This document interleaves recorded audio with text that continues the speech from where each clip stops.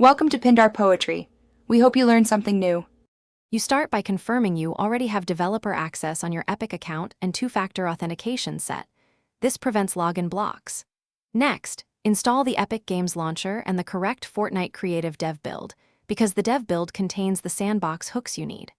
Once done, make sure your PC meets minimum specs: 16 GB RAM, SSD, recent GPU drivers, since performance issues often look like account problems. Follow these steps now to avoid wasted time later.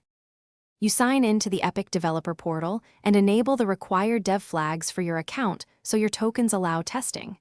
Then, open the Unreal Editor and connect it to the Fortnite dev servers. This establishes the pipeline between your assets and the live test environment. Once connected, import the Fortnite Creative template and make sure your project ID and client key match the portal entries. After that, map localhost if needed so the in-editor play mode reaches your test island. You launch the Fortnite dev build and choose play in editor or dev instance to enter your island. This loads server-side logic so you see production-like behavior. If connection fails, check ports and firewall rules, confirm both client and dev build versions match, and restart services.